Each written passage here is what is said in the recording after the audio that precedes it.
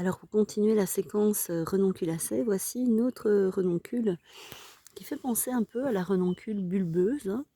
Vous vous souvenez avec, on voit que ces parties-ci, le calice, est complètement réfracté vers le sol, hein, ce qui n'est pas le cas des autres renoncules, des boutons d'or, de la renoncule rampante, hein. Le calice est dirigé vers le haut dans le même sens que les pétales.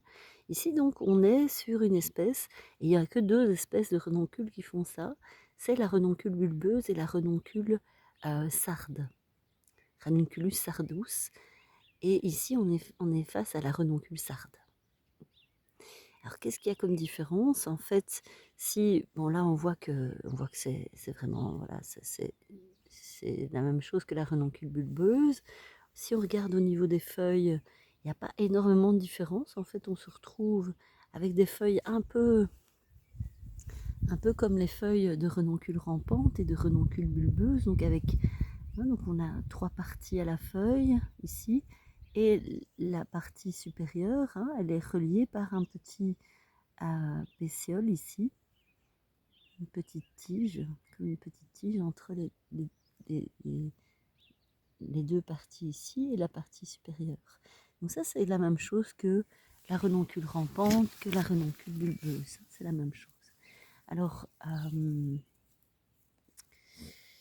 par contre, en fait, ce qui va vraiment donner la puce à l'oreille, donc on pourrait aller déterrer, là et voir s'il y a un bulbe à la base. Mais ici, il est clair qu'il n'y a pas de bulbe à la base. Par contre, on se trouve, il y a une différence énorme de milieu.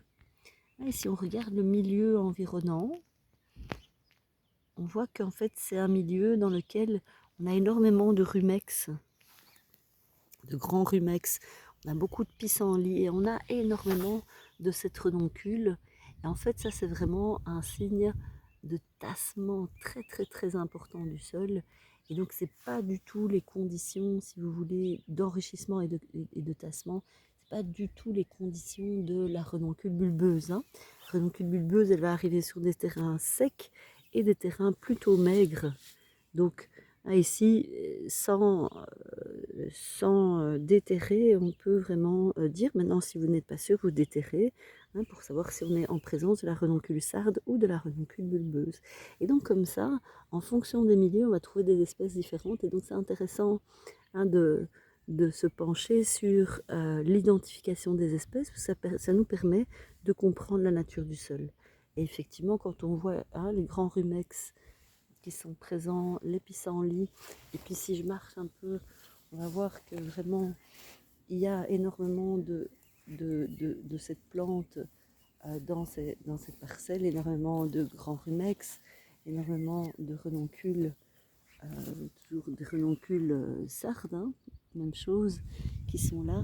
Eh bien on comprend en fait, hein, donc le type de sol, hein, ici extrêmement tassé, extrêmement enrichi. Donc ça c'est vraiment quand il y a un pâturage vraiment intense.